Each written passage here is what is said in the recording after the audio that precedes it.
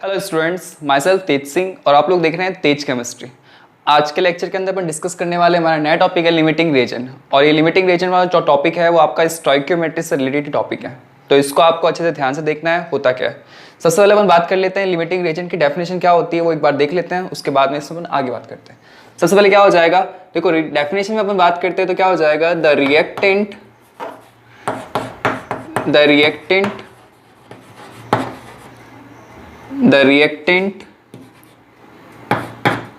which is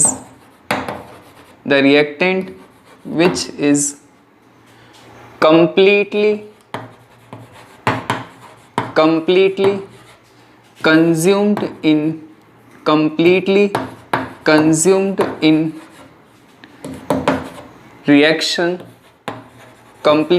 consumed in reaction is called limiting reagent. Short form में limiting reagent को क्या लिख रहे हैं अपन यहाँ पे LR। देखो the reactant which is completely consumed in reaction is called limiting reagent. तो पहली चीज हमारे पास सामने क्या होगी इस डेफिनेशन को पढ़ने से, कि आपका किसी भी केमिकल रिएक्शन के अंदर ऐसा रिएक्टेंट जो कंप्लीटली कंज्यूम्ड हो जाता है, कंप्लीटली कंज्यूम हो जाता है, उसको अपन क्या बोलते हैं, लिमिटिंग रिएजेंट बोलते हैं। बहुत सिंपल डेफिनेशन है, आपको याद हो जाएगी। इसी तरह से एक और डेफिनेशन होती है यहाँ पे, वो देख लीजिए क्या होगा, एक्सेस रिएजेंट। ये इसी से रिलेटेड टॉपिक की थोड़ी सी डेफिनेशन है, देखो क्या हो जाएगा, इसको भी ध्यान से देखना आप लोग। एक्सेस रिएजेंट क्या होता है, देखो नाम से ही पता चल रहा है कि इसमें अपन कह रहे हैं कि जो कंप्लीटली कंज्यूम्ड हो जाता है उसको लिमिटिंग रिएजेंट कहते हैं, और जो रिएक्टेंट कंप्लीटली कंज्यूम्ड नहीं होगा उसको अपन क्या बोलेंगे, एक्सेस रिएजेंट। तो इसमें बेटा डेफिनेशन क्या कहेंगे, the reactant which is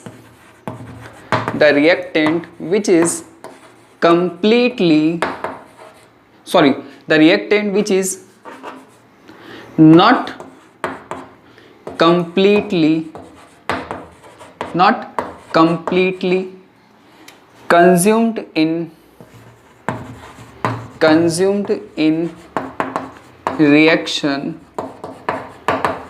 completely consumed in reaction is called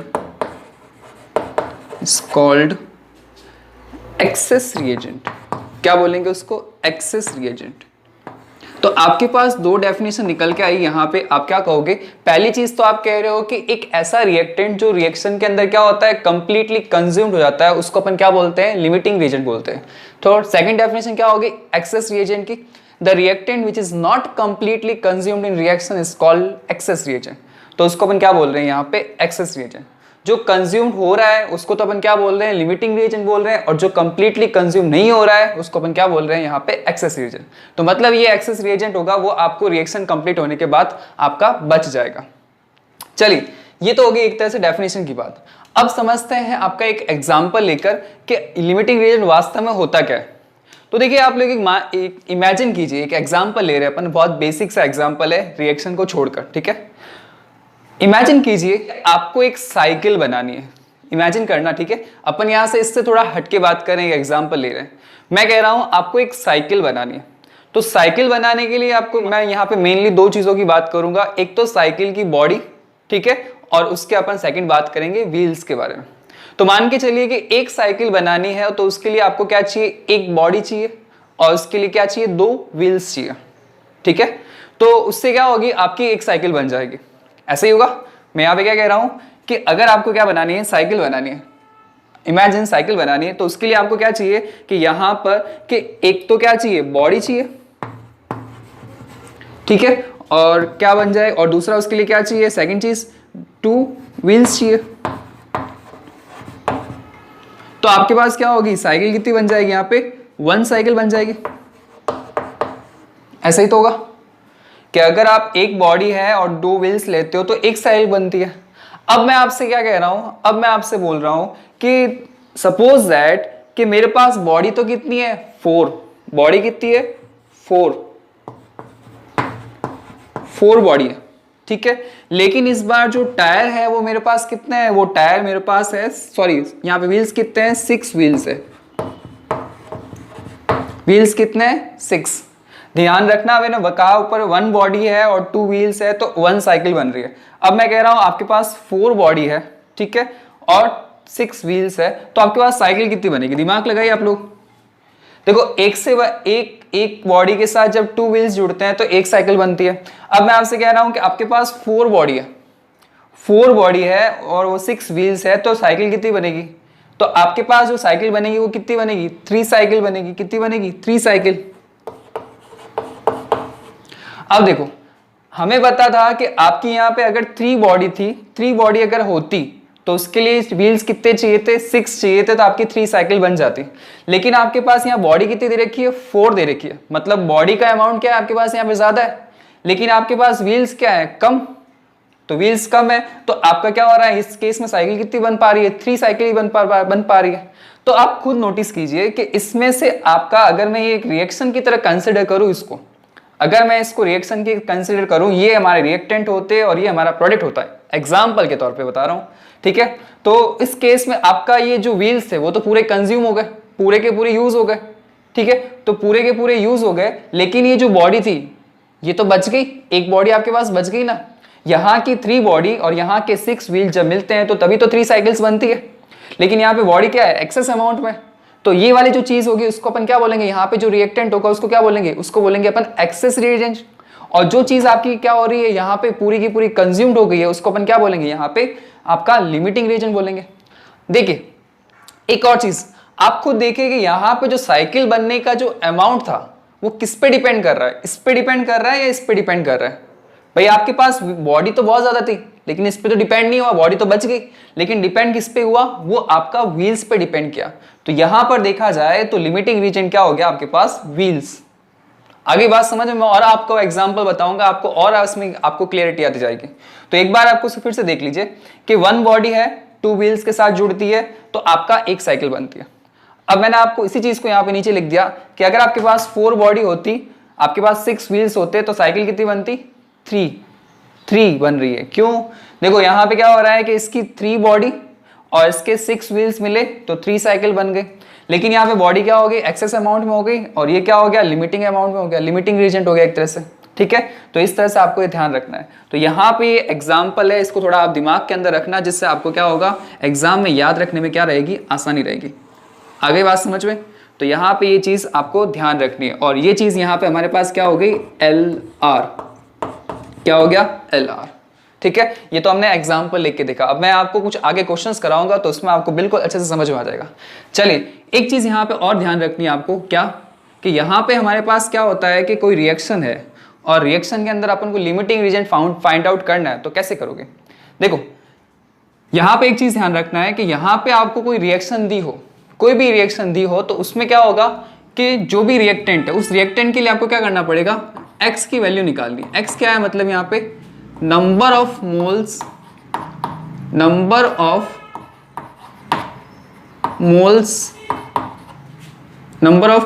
of reactant upon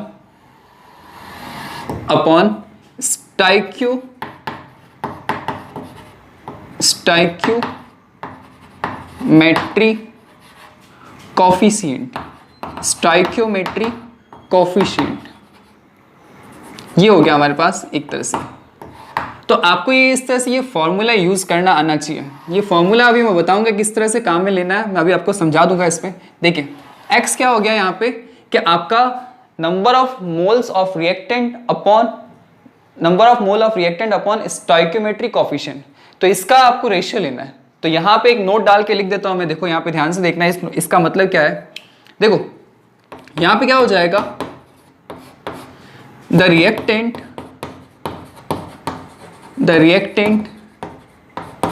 which have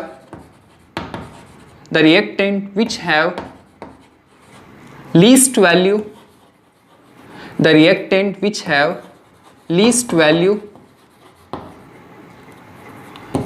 value of X is called limiting reagent, ठीक है। तो यहां पे क्या कह रहा हूं मैं आपसे कि आपका ऐसा सब्सटेंस जिसके लिए क्या होगी, आपकी एक्स की वैल्यू क्या होगी? कम होगी। आपके पास बहुत सारे रिएक्टेंट है और बहुत सारे रिएक्टेंट के अंदर जिसमें x की वैल्यू क्या हो जाएगी, कम हो जाएगी, उसको अपन क्या बोल देंगे, लिमिटिंग रिएजेंट बोल देंगे। चलिए यहाँ पे मैं आपको एक एग्जांपल करवाता हूँ। देखो एग्जांपल अब ध्यान से समझना, यहाँ से यहाँ पे अपन एग्जांपल ले रहे हैं, क्या हो जाएगा, देखो हमारे पास क्या है कि आपका, मैं कह रहा हूँ आपसे इस रिएक्शन एक एग्जांपल में क्या हो रहा है, में क्या हो जाएगा, देखिए यहाँ पे क्या हो रहा है कि मैं कह रहा हूँ कि 40 ग्राम क्या है, NaOH है, NaOH react with 98 gram H2SO4 and form Na2SO4, क्या बना रहा है, Na2SO4 बना रहा है। ठीक है, तो ये चीज हमारे पास है यहाँ पे, क्लियर। तो मैं यहाँ पे क्या कह रहा हूं कि find out limiting reagent and mass of Na2SO4 formed. ठीक है, यहां पे क्या बन रहा है, मास ऑफ Na2SO4 फॉर्म्ड। ठीक है, तो ये इस तरह से हो गया। तो देखिए यहाँ पे क्या कह रहा हूं मैं, 40 ग्राम NaOH है, वो रिएक्ट कर रहा है किसके साथ, आपका 98 ग्राम H2SO4 के साथ रिएक्ट कर रहा है, और क्या बना रहा है यहाँ पे, Na2SO4 बना रहा है। तो मैं कह रहा हूं कि find out Lr and mass of Na2SO4 formed. तो मतलब Na2SO4 कितना बन रहा है वो भी आपको यहाँ पे बताना है। तो चलिए सॉल्यूशन कैसे हो जाएगा इसका, देखिए यहाँ पे अपन सॉल्यूशन देख लेते हैं। सबसे पहले अपन को क्या करना पड़ेगा, रिएक्शन को देखना पड़ेगा। तो रिएक्शन है क्या यहाँ पे, देखो रिएक्शन को यहाँ से ध्यान से देखना एक बार पहले। देखो NaOH रिएक्शन कर रहा है किसके साथ, सल्फ्यूरिक एसिड के साथ। मैंने आपको पहले ही बताया था, हो सकता है रिएक्शन आपको एग्जाम में दे दे और ना दे, तो आपको खुद को लिखना आना चाहिए। तो देखिए ये इसके साथ रिएक्ट कर रहा है, किसके साथ, H2SO4 के साथ। ये तो आपको क्वेश्चन में ही दिया हुआ है। ठीक है, अब फॉर्मूले तो याद होना चाहिए कि सल्फ्यूरिक एसिड का फॉर्मूला क्या होता है एंड आपका सोडियम हाइड्रोक्साइड है उसका फॉर्मूला क्या है, ये सब चीजें आपको ऐसे पता होनी चाहिए। चलिए उसी तरह से आपका क्या हो गया, ये क्या बना रहा है यहाँ पे, Na2SO4 बना रहा है, Na2SO4। अब देखो ये तो है बेस, ये है आपका एसिड, ये तो हो गया सॉल्ट, तो इसके साथ में एक वाटर मॉलिक्यूल भी तो रिलीज होगा, तो यहाँ पे क्या बनेगा, H2O भी बनेगा। ठीक है, चलिए इतना हो गया। अब एक चीज याद कीजिए, मैंने आपसे कहा था कि जब भी स्टोइकियोमेट्री से रिलेटेड ऐसे कुछ क्वेश्चन आते हैं, मैंने आपसे कहा था ये किससे रिलेटेड है, स्टोइकियोमेट्री से। तो आपको ध्यान रखना पड़ेगा, हमेशा रिएक्शन को क्या करना पड़ेगा, पहले बैलेंस करना पड़ेगा। तो बैलेंस कैसे करोगे, देखो यहाँ पे क्या हो रहा है कि सोडियम यहाँ पे कितने 2 है, लेकिन यहाँ पे 1 है, तो अपन यहाँ क्या करेंगे, इसको 2 से मल्टीप्लाई कर देंगे। इसी तरह से देखिए यहाँ पे और क्या यहाँ पे बराबर हो रहा है, इसमें हाइड्रोजन यहाँ पे कितने हैं, 2 और 2 4, तो इससे इस तरफ कितने हो जाएंगे आपके, 2 से मल्टीप्लाई कर दो, बाकी सारे इक्वली ऑलरेडी। तो ये हमारे पास रिएक्शन हो गई। अब देखिए आपको क्या कह रहा है कि 40 ग्राम क्या है, NaOH है, और 98 ग्राम क्या है आपका H2SO4 है। वेट दे रखा है दोनों का, तो अपन इसको क्या करते हैं, मोल की फॉर्म में कन्वर्ट करते हैं, क्योंकि लिमिटिंग रिएजेंट हमें तभी पता चलेगा जब आपके पास क्या होंगे, यहाँ पे मोल्स रख देंगे। तो मोल्स रखेंगे तो हमारे पास क्या आ जाएगा, लिमिटिंग रिएजेंट। तो अपन एक काम करते हैं कि आपका यहाँ पे क्या करते हैं, इसको कन्वर्ट कर लेते हैं। तो देखिए यहाँ पे क्या हो जाएगा कि 40 ग्राम NaOH है, तो मोल कैसे पता करोगे, वेट दिया हुआ है और मोल निकालने हैं, तो उसके लिए फॉर्मूला हो जाएगा given mass upon molar mass. तो गिवन मास कितना है, 40 है, मैं यहाँ पे ही लिख रहा हूँ। ठीक है, यहाँ पे मैंने क्या निकाल रहे हैं, इनके मोल्स निकाल रहे हैं। तो मोल्स कितने हो जाएंगे, देखो 40 अपॉन, देखो 40 अपॉन, अब देखो NaOH होता है, NaOH का मोलर मास कितना होता है, NaOH का मोलर मास होता है यहाँ पे सोडियम का 23 और ये 124 और इसका ऑक्सीजन का 16, कितना हो जाएगा, 40 हो जाएगा। कितना हो जाएगा, 40। तो यहाँ पे हमारे पास सोडियम हाइड्रोक्साइड के मोल कितने आ गए, 1, कितना आ गया, 1 मोल है। यहाँ पे देखिए H2SO4 है, H2SO4 का गिवन मास कितना है, 98 ग्राम है, 98 ग्राम। ठीक है, अब देखो यहाँ पे क्या हो रहा है कि सल्फ्यूरिक एसिड का जो मोलर मास होता है वो मैंने आपसे कहा था, याद रखना है इस चीज का, बहुत इजी है। देखो सल्फ्यूरिक एसिड का आप कैलकुलेट करोगे तो आपके पास कितना आएगा, 98 आएगा। कितना आएगा, 98 आएगा। ठीक है, तो यहाँ पे क्या हो रहा है, ये आपके पास कितना हो गया, 1 मोल हो गया ये भी। तो मतलब जो अमाउंट दिया है उसके अंदर अपन ने मोल फाइंड आउट किए, तो हमने देखा कि NaOH के कितने मोल आए, 1 मोल आए, और H2SO4 के कितने मोल आए, 1 मोल आए। क्लियर, तो ये चीज हमारे पास आ गई। अब आपसे यहाँ पे क्या कह रहा है वो चीज ध्यान रखना, आपसे बोला गया है कि फाइंड आउट लिमिटिंग रिएजेंट। अब लिमिटिंग रिएजेंट कौन सा है वो चीज आपको देखनी है। तो चलिए अपन सबसे पहले अपन देख लेते हैं लिमिटिंग रिएजेंट कौन सा है। तो लिमिटिंग रीजन फाइंड आउट करने के लिए अपन क्या करते हैं, यहाँ पे देखो यहाँ पे लिमिटिंग रीजन कैसे हो जाएगा कि मैंने कहा था कि x की वैल्यू निकालो। अब x की वैल्यू कैसे निकलेगी, number of moles of reactant upon stoichiometric coefficient.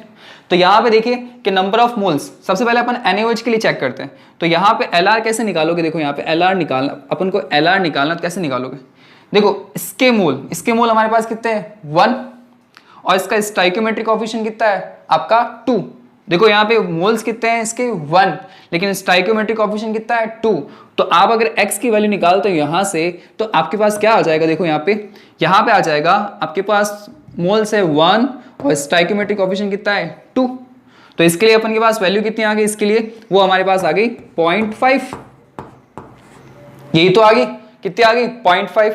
अब इसी तरह से अपन x की वैल्यू निकालते हैं इसके लिए। तो यहाँ पे हमारे पास क्या हो गया, देखो मोल्स कितने हैं 1, मोल्स कितने हैं हमारे पास यहाँ पे 1, और रिएक्टेंट कितने हैं हमारे पास इस केस के, सॉरी मोल तो हो गया क्या 1, और नीचे क्या रखना है स्टोइकोमेट्रिक कोएफिशिएंट। इसका स्टोइकोमेट्रिक कोएफिशिएंट कितना है 1 है, आगे कुछ भी नहीं लिखा हुआ है, इसका मतलब स्टोइकोमेट्रिक कोएफिशिएंट क्या है 1। तो यहाँ पे हमारे पास क्या होगी वैल्यू, यहाँ पे 1 आ गए। अब देखो यहाँ पे क्या हो रहा है कि यहाँ पे जो x की वैल्यू आई वो 0.5 आई है, लेकिन यहाँ पे वैल्यू कितनी आई है 1 आई है। तो अब इन दोनों रिएक्टेंट के अंदर ये जो x की वैल्यू कम किस में आ रही है, इसके अंदर आ रही है, NaOH के लिए कम आ रही है x की वैल्यू। तो यहाँ पे हमारे पास लिमिटिंग रीजन क्या हो जाएगा आपका NaOH। NaOH क्या है हमारे पास लिमिटिंग रीजन, तो ये हमारे पास क्या हो गया LR। आगे बात समझ में, तो LR कैसे फाइंड आउट करना है पता चल गया दोनों में से। देखो एक बार फिर से देख लीजिए, आपने मोल्स निकाले, मोल्स आपको क्वेश्चन में अकॉर्डिंग आपने मोल्स निकाल दिए। फिर मैं आपसे कह रहा हूं कि लिमिटिंग रीजन पता करना आपको, तो कैसे पता करोगे, x की वैल्यू निकालोगे, इसके लिए x की वैल्यू निकाल के देखो, इसके लिए x की वैल्यू निकाल के देखो, रिएक्टेंट के लिए निकालोगे। तो यहाँ पे देखिए मोल कितने देखे 1, लेकिन स्टोइकोमेट्रिक कोएफिशिएंट कितना है 2 है, क्योंकि आगे 2 लगा हुआ है तो 2 हो गया। जब आपने इसको डिवाइड किया 0.5 आया। इसमें आपने देखा तो क्या हो गया, ऊपर मोल्स कितने थे 1, स्टोइकोमेट्रिक कोएफिशिएंट आगे कुछ नहीं लिखा हुआ है, इसका मतलब 1 हो गया। तो इसको जब डिवाइड करोगे 1 ही आएगा। अब देखिए 0.5 ज्यादा होता है कि 1 ज्यादा होता है, तो 0.5 क्या होता है कम होता है, और 1 क्या होता है ज्यादा होता है।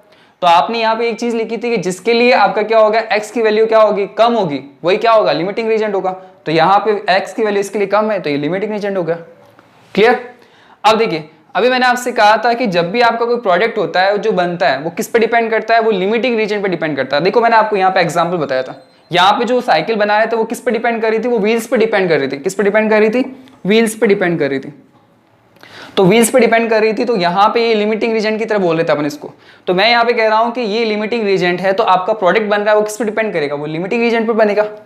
तो आप खुद दिमाग लगाइए यहाँ पे कि अगर 2 मोल से आपको 1 मोल बन रहा है, 2 मोल से कितने मिल रहे हैं 1 मोल मिल रहे हैं। तो यहाँ पे आप थोड़ा सा यूनिटरी मेथड अप्लाई करके देख सकते हो क्या हो जाएगा। देखो यहाँ पे क्या हो जाएगा, यूनिटरी मेथड लगा के देखते हैं अपन।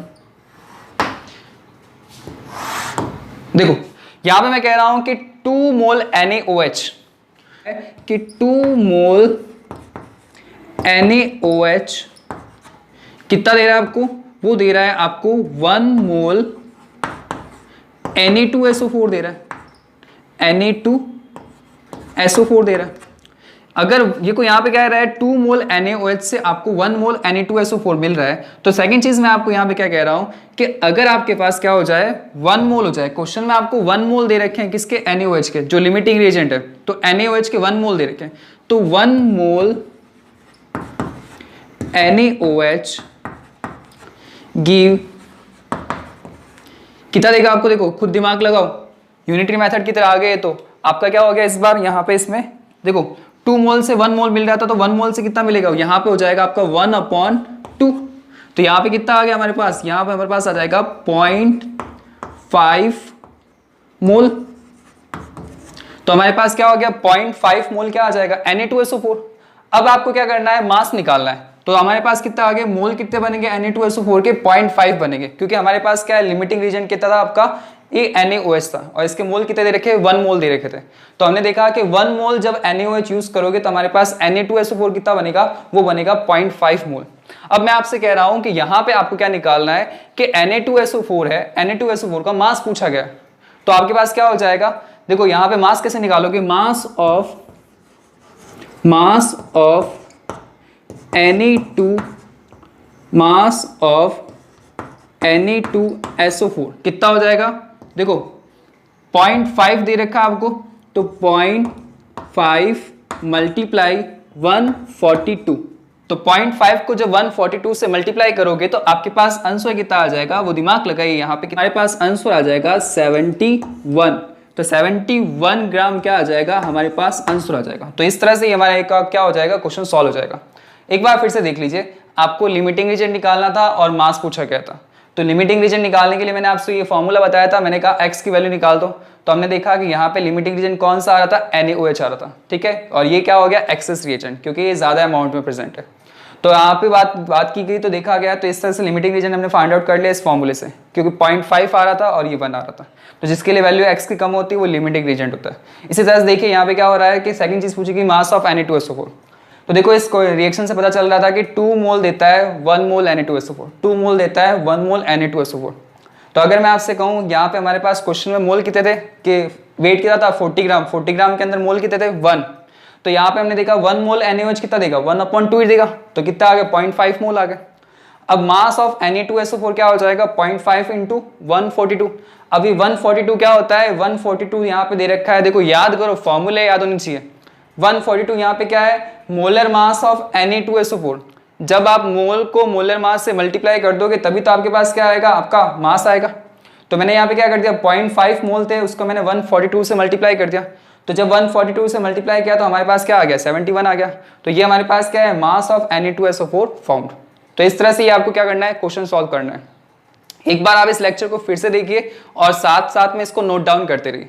और इसमें अगर आपको कोई दिक्कत आती है तो आप मेरे को कमेंट करके पूछ सकते हो, ओके। और जिन लोगों ने मुझे सब्सक्राइब नहीं किया है तो प्लीज सब्सक्राइब मी, जिससे मेरे आगे कोर्स की नोटिफिकेशन है वो आपको मिलते रहे, okay. Thank you for watching this lecture.